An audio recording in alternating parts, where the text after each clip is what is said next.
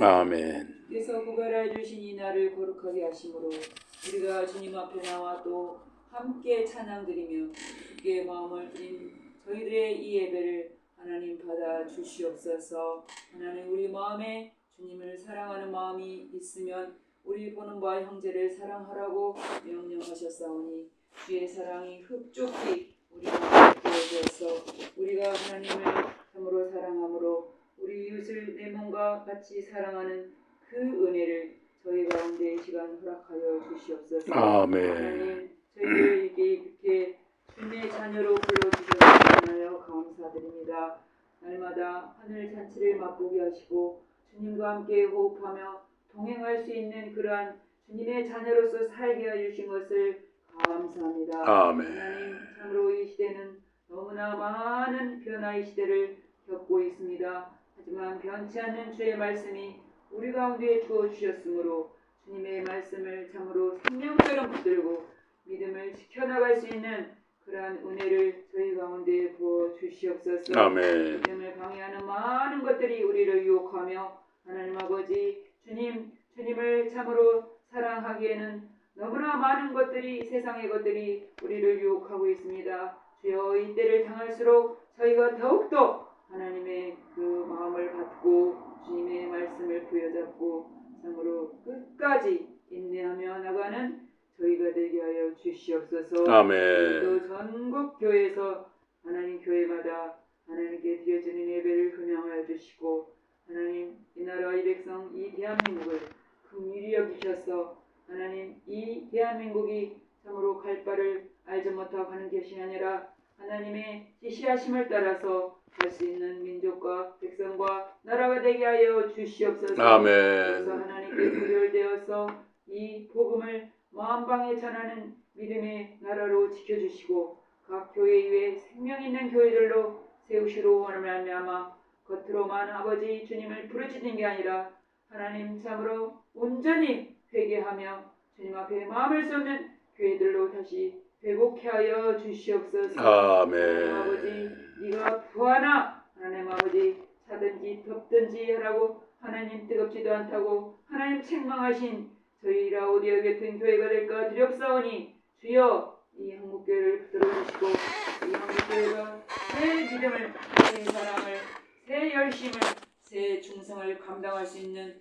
하나님 놀라운 교회들로 다시 회복시켜 주시옵소서. 아멘. 하나님 감사드리며 이 시간도 목사님 말씀 가운데 그 말씀을 참으로 새겨듣게 하시고 하나님 이 예수께의 말씀을 통하여서 주님 오늘 우리에게 말씀하시는 바 그 음성을 듣게 하시고 목사님 말씀을 통하여서 듣는 그 말씀이 우리 안에 삶이 되어서 그 말씀이 싹이 나고 열매가 되어서 우리 마음에 큰 열매로 드러나는 굳건한 참으로 말씀으로 저희들 심어 주시옵소서. 아멘. 이 모든 하나님 영광을 주께 올려 드리오며 예수님 이름으로 기도합니다. 아멘. 하나님의 말씀 에스겔서 11장입니다. 11장 22절에서 24절. 예, 다 같이 한 목소리로 보겠습니다. 22절에서 24절입니다. 22절에 24절. 다 시작. 그때 그룹들이 날개를 드는데 바퀴도 그 곁에 있고 이스라엘 하나님의 영광도 그 위에 덮였더니 여호와의 영광이 성읍 가운데서부터 올라가 성읍 동쪽 산에 머무르고 주의 영이 나를 들어 하나님의 영의 환상 중에 데리고 갈대아에 있는 사로잡힌 자 중에 이르시더니 내가 본 환상이 떠나 올라간지라. 아멘.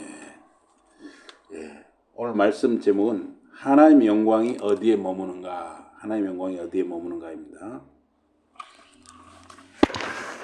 이 성경, 우리 이제 성경을 이렇게 차에 가지고 다니는 건 참 좋은 일입니다.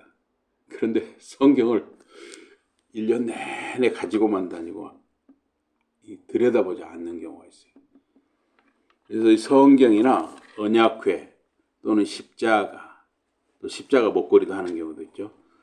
또는 목사, 장로, 권사라는 이 집사 이런 직분 또는 교회 건물 이런 것이 부적처럼 이용되어서는 안 된다 하는 것입니다. 우리 삶 속에 말씀과 성령의 그 은혜가 있어야 하고 그 은혜를 따라서 살아야 하는 것이죠. 그래서 에스겔 11장의 이 핵심 주제는 심판의 선언 그리고 회복의 약속입니다. 하나님께서는 예루살렘에 남아서 그 지도자들 일부 지도자들이 어떤 안도감이 어떤 자기 기만적인 안도감에 빠져 있고 그런 지도자들을 하나님께서 심판하시고 또 바벨론으로 끌려간 포로들에게는 참된 회복, 새 마음을 주시겠다 약속을 하십니다. 1절에서 13절에 보니까 에스겔 11장 1절에서 13절에 보니까 그 25명의 지도자들 1절에 보면 25명의 지도자들이 보이는데 그들은 이 성읍은 그러니까 예루살렘은 가마가 되고 우리는 고기가 된다. 성벽이 자신들을 보여줄 것이라는 잘못된 확신을 가지고 악한 꾀를 내고 있었습니다. 이 25명 1절 이 에스겔 11장 1절에 나오는 25명은 당시 바벨론 침공을 앞두고 있던 예루살렘의 정치, 종교적 지도자들인데요. 이 바벨론이 그러니까 1차, 2차, 3차에 걸쳐서 침공을 했고 1차, 2차 침공 이후에 이제 최종 3차 침공이 남아 있는데 그 사이에 일입니다. 이게. 그래서 이 25인의 지도자들은 불의를 품고 성 안에서 예루살렘 안에서 악한 꾀를 내는 자라는 거예요. 그들은 백성에게 집을 건축할 때가 가깝지 아니한 적, 이 성읍은 가마가 되고 우리는 고기가 된다라고 했어요. 그러니까 바벨론이 쳐들어와도 이 성벽, 예루살렘 성벽이 자기들을 안전하게 지켜줄 것이니까 걱정 말고 집이나 짓고 살자 하는 거예요. 이 지도자들이 하나님의 심판의 경고를 무시하고 백성들에게 호황된 그 안전 보장을 심어주어서 회개할 기회를 잃은 것입니다.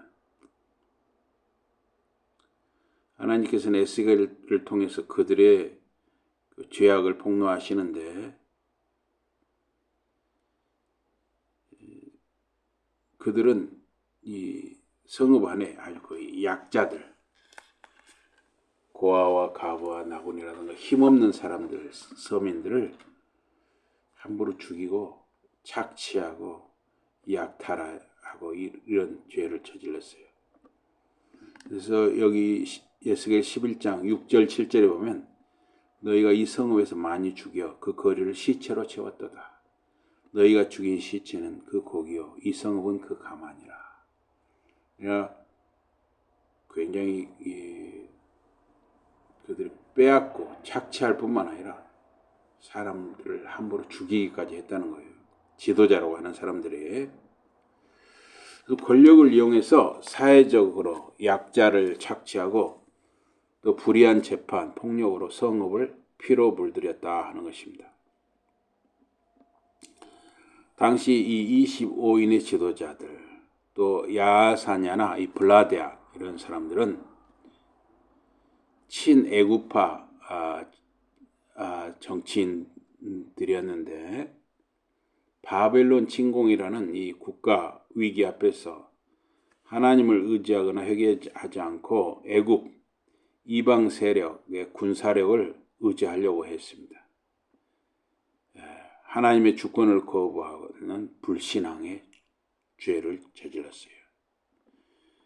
그들은 하나님의 심판을 비웃고 동족을 착취하고 죽이고 하나님 대신 이방 권력을 의지했습니다.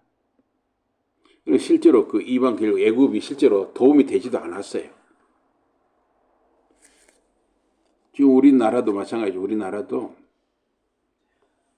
만약에 전쟁이 나면은 다 자기들 이익을 따라서, 자기 나라들 이익을 따라서 움직이지, 뭐 미국이라든가 일본이라든가 중국이라든가 러시아라든가 이런 주변 나라들이 다 자기 이익을 따라서 움직이지 우리나라에 실제적으로 도움이 되지 않는 것이죠. 이 당시에도 마찬가지죠. 이 당시에도 애굽도 마찬가지예요. 자기 나라 이익을 취해야지 지금 망해가는 남유다를 도움이 되지 않은 것이죠.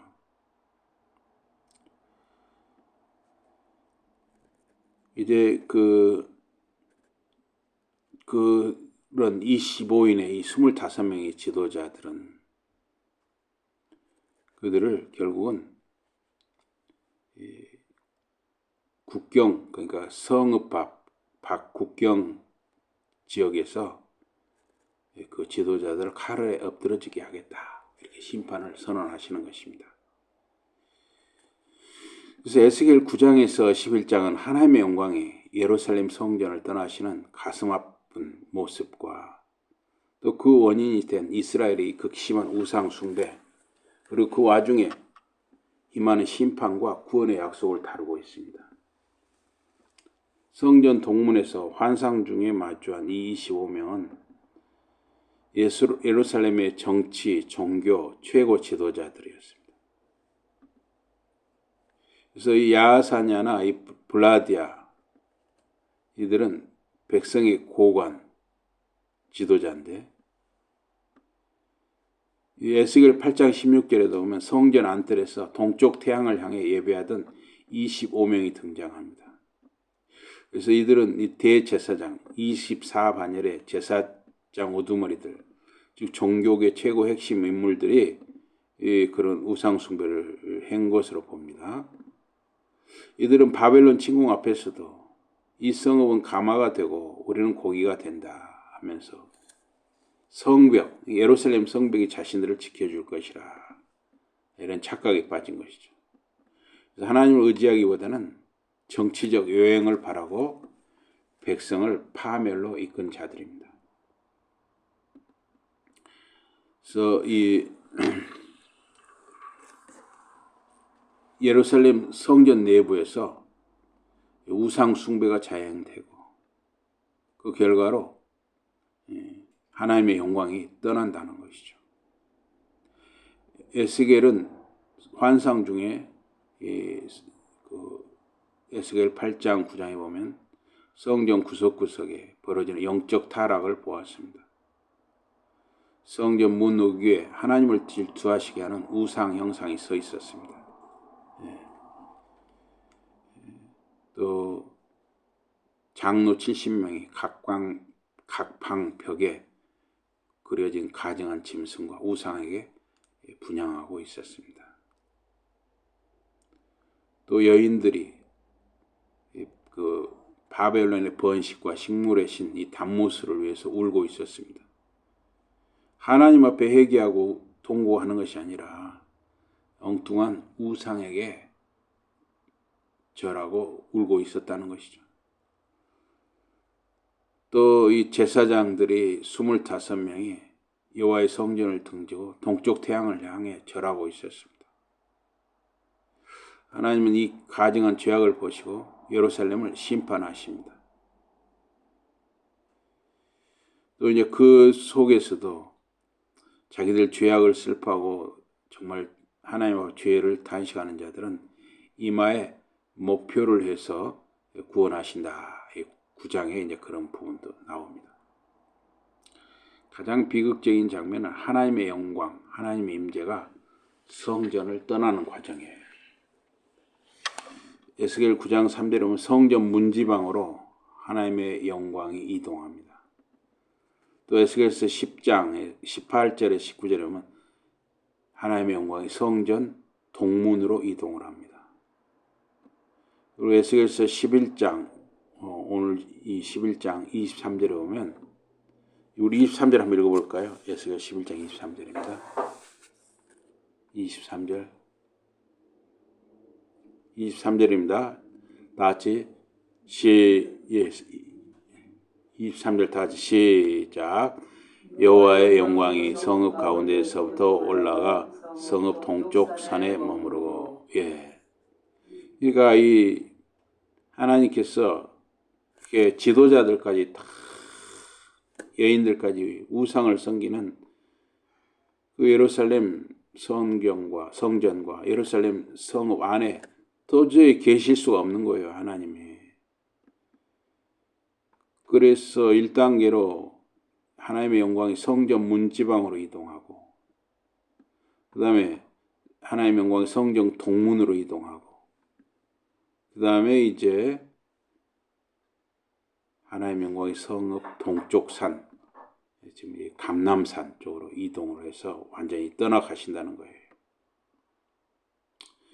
이스라엘 사람들은 우리에게는 하나님의 성전이 있으니 안전하다고 믿었지만 그들이 성전 안을 우상으로 채웠을 때 하나님은 성전을 버리고 떠나셨습니다. 건물로서 성전이 인간을 구원하는 것이 아니다 하는 것이죠. 예. 우리가 이제 참 이렇게 우리가 예배한다는 것은 하나님이 참 기뻐 받으시는 것입니다. 근데 우리가 이제 이렇게 생각할 수 있어요.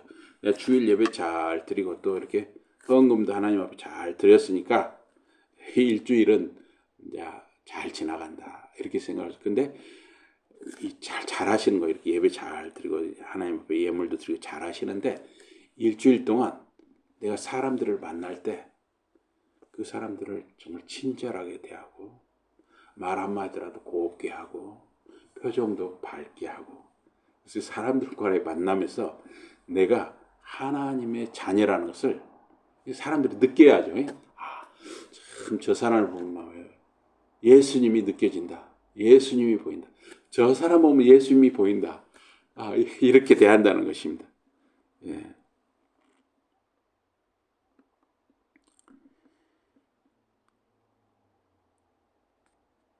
그러나 이 11장에서 이 11장 16절에서 21절에 보면 그냥 이렇게 하나님의 영광이 떠난 비극으로 끝나지 않고 바벨론으로 이미 사로잡혀간 포로들, 남은 자들을 향해서 회복의 메시지를 선포하는 것입니다. 예루살렘 성전은 파괴되지만은 하나님은 포로지, 지금 이 바벨론 포로지, 그발강 지역, 바벨론 포로지로 쫓겨간 그곳에서 친히 그 포로들의, 이스라엘 포로들의 작은 성소가 되어주겠다 약속하십니다. 11장 16절에 나오죠. 16절 한번 읽어볼까요? 우리 에스겔 11장 16절입니다. 에스겔 11장 16절. 네, 다 같이 시작. 그러즉 너는 말하기를 주 여호와의 말씀에 내가 비록 그들을 멀리 이방인 가운데로 쫓아내어 여러 나라에 흩었으나 그들이 도달한 나라들에서 내가 잠깐 그들에게 성소가 되리라 하셨다. 예, 성소가 된다. 예. 이게 하나님께서 그들을 포로로 다 흩으셨지만 포로로 지금 흩어져 있는 그들이 버려두지 아니하시고 하나님이 거기에 함께 하신다는 것이죠. 또한 그들에게 새 마음, 부드러운 마음, 돌처럼 굳은 마음을 제거하고 살처럼 부드러운 마음을 주시고 그들 속에 새 영, 성령을 부어주어 하나님의 율례, 하나님의 말씀을 따르게 하겠다 하는 회복의 약속을 주시는 것입니다.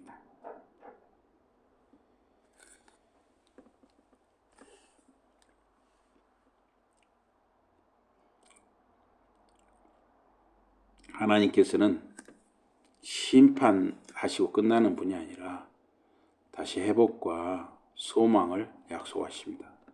근데 에스겔이 이러한 심판의 예언을 전할 때 그 지도자 중 한 사람 블라디아가 그 자리에서 즉사했어요. 즉사. 예. 이 블라디아는 그 이스라엘 최고 지도자 25명 중에 한 명이었는데 이 블라디아가 본보기로 즉사를 해버린 거예요.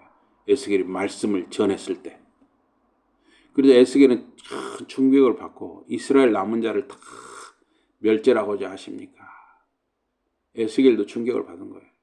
아니, 자기는 말씀만 전했는데 하나님의 본보기를 한 사람 지도자를 죽여버리니까 그 자리에서 즉사시키니까. 예루살렘 주민들은 바벨론으로 잡혀간 포로들을 향해서 그들은 여호와에게서 멀리 떠났다. 이 땅은 우리 기업이다 하면서 무시했어요. 그래서 예루살렘에 남아있던 사람들은 자기들이 남은 자다 이렇게 착각을 했어요. 그러나 하나님께서는 지금 바벨론 땅의 이런 지역에 포로로 잡혀간 자들이 남은 자다 하는 것입니다. 그래서 하나님은 흩어진 포로들에게 그들에게 성소가 되리라 약속하시고 그들을 때가 되면 다시 이스라엘 땅으로 모아주시겠다 하신 것이에요. 그래서 그들에게 이제 때가 되면 새 영, 새 마음을 주어서 성령을 부어주어서 하나님의 말씀을 지키게 하고 그들이 나의 백성이 되고 나는 그들의 하나님이 되리라 이렇게 약속하십니다. 그래서 이 하나님의 영광이 성 안에서부터 점점 떠나가셔서 동쪽산 감람산에 머무르고 결국 이제 바벨론으로 이제 떠나가시는 것이죠. 하나님께서는 어디에나 계시는 분이시지만은 죄가 있고 그 죄를 돌이키지 아니하는 자들에게는 하나님이 함께 하실 수 없는 것이죠. 하나님의 영광이 함께 하실 수 없는 것입니다.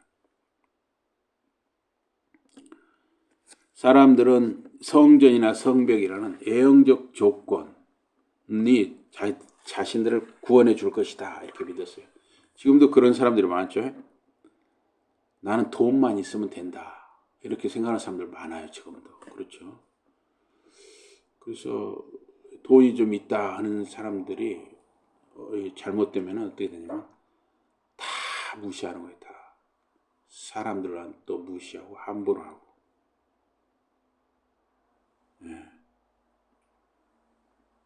그런데 하나님께서는 그 사람들 속에 악한 것이 있느냐, 선한 것이 있느냐, 믿음이 있느냐, 악이 있느냐, 이걸 보시는 것이죠. 그래서 우리 마음속에 무엇이 들어있느냐, 우리 신자들의 마음속에 무엇이 들어있느냐, 이게 중요하죠.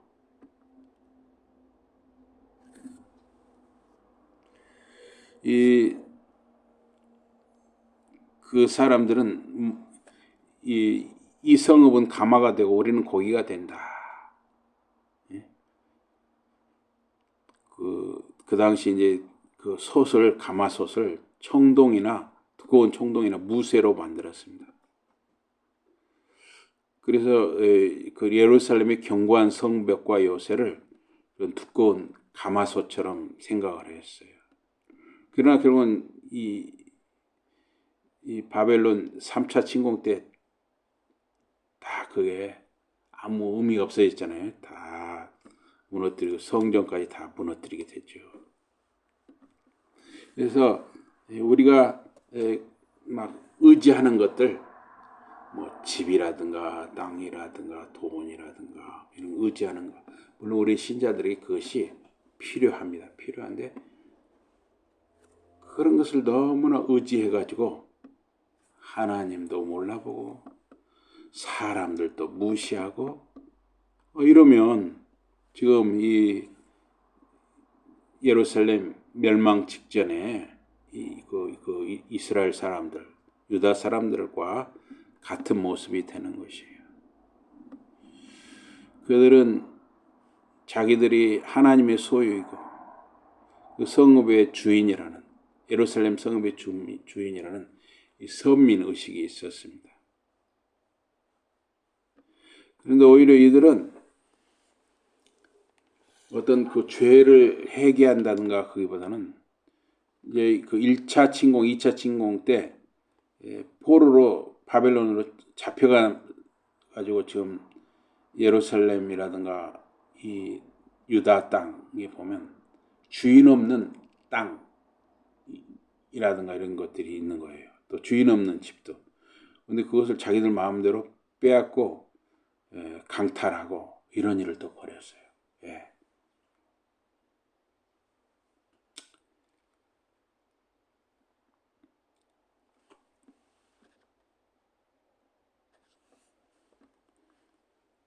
그러나 하나님께서는 이 에스겔 11장 7절과 11절에서 이 성읍 중에서 너희가 죽인 시체는 그 고기요 이 성읍은 그 가마인데 너희는 그 가운데서 끌려 나올 것이다.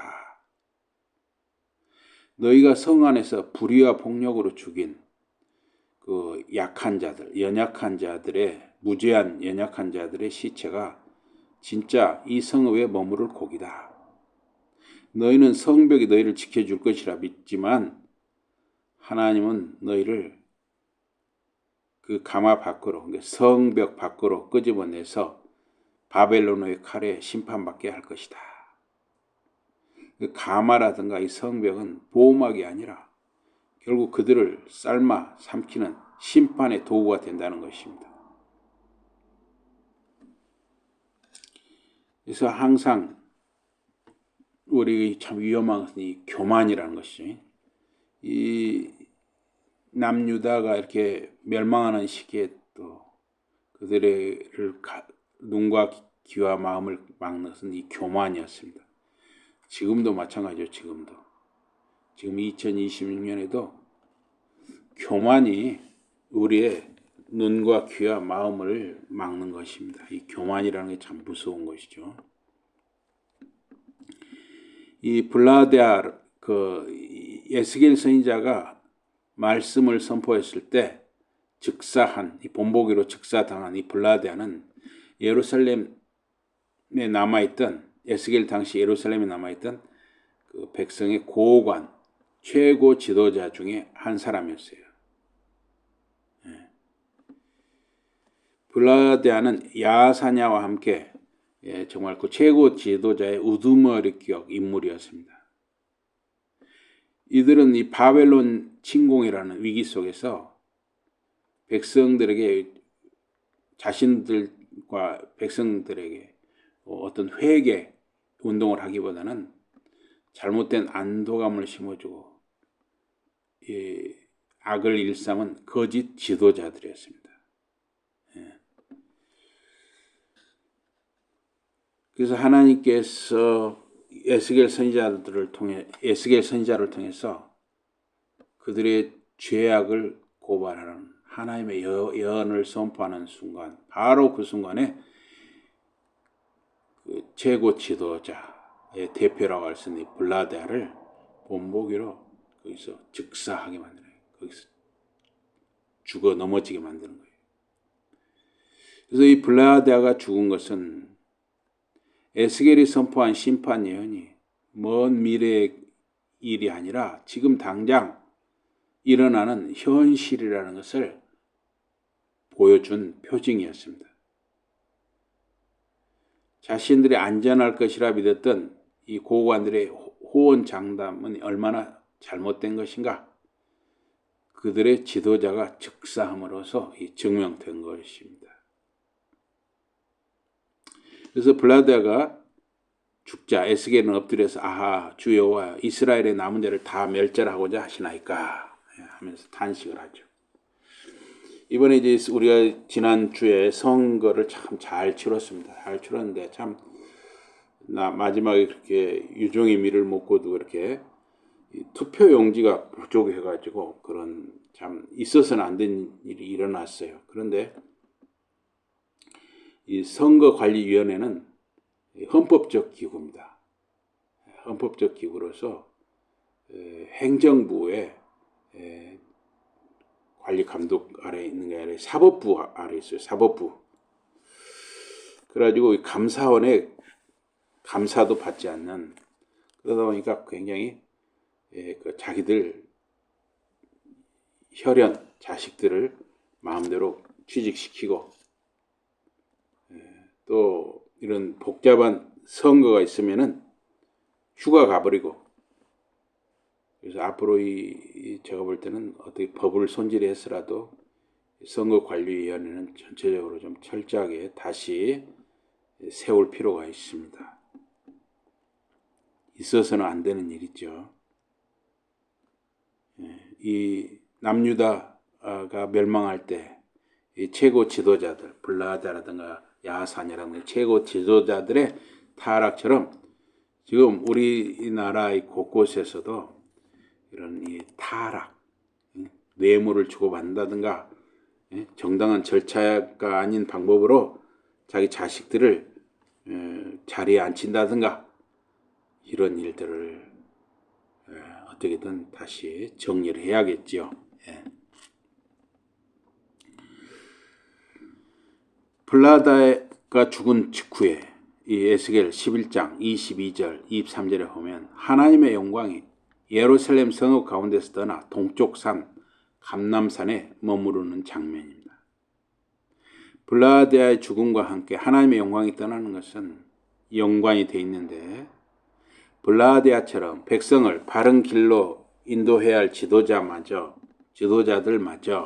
우상 숭배, 불의, 영적 교만에 가득 차 있었기 때문에 거룩하신 하나님의 영광은 더 이상 예루살렘 성전과 성읍에 머무실 수가 없었습니다. 블라디아의 죽음은 하나님의 영광이 떠나기 직전 일어난 심판의 전조였습니다.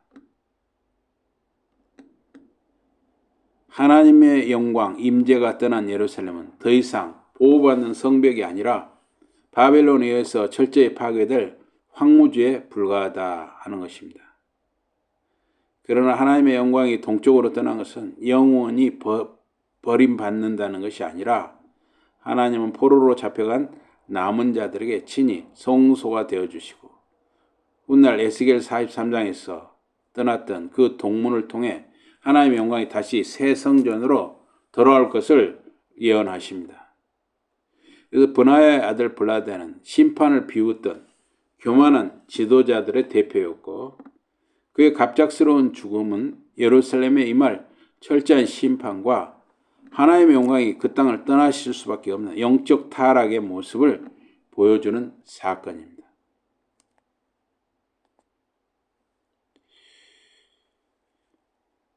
하나님의 영광은 이 우리 피조세계와 인간이 그 하나님의 영광을 찬양해야 할 의무가 있어요. 사람의 제일 되는 목적은 하나님을 아는 것이고, 그를 통해 하나님께 영광을 돌리는 데 있습니다. 이 사람의 구원, 선택을 받느냐 또 버림받느냐 하는 것은 자체가 목적이 아니라 하나님의 공의, 자비를 보여주어서 하나님의 영광을 찬양하도록 하기 위함인 것입니다. 그래서 사람의 제일 되는 목적은 하나님을 영화롭게 하는 것입니다. 영원토록 그를 즐거워하는 것입니다.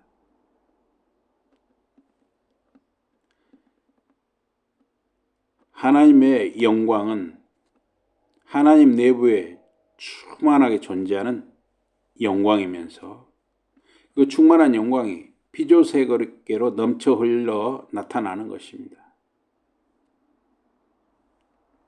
하나님 자신이 영광을 구하는 것은 이기적인 것이 아니라 우주에서 가장 가치 있는 분이 그 가치를 드러내는 당연하고 선한 행위인 것이에요.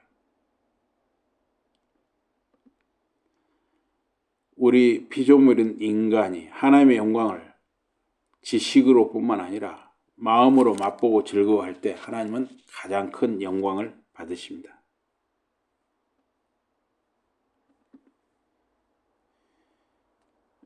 우리를 구원하시고 구원을 완성하시는 것은 죄로 인해 가려졌던 하나님의 영광이 온 우주에 온전하고 충만하게 회복되는 것입니다.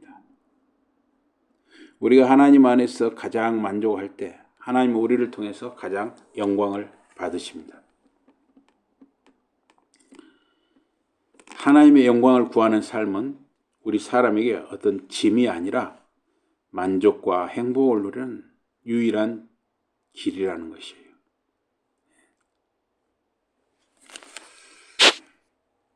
그래서 이 하나님의 영광은 우리 하나님을 믿는 자, 예수 그리스도를 마음에 모시는 자들이 이 땅에서 어떠한 모습으로 사느냐 하는 것입니다. 그래서 우리가 정말 이 죄에 대해서 무감각해지고 회개할 줄 모르고 또 예배하는 모습과 삶의 모습이 전혀 다른 것이 되면은 그것은 하나님의 영광 받으실 수 없고 하나님의 영광이 머무실 수 없는 것이에요.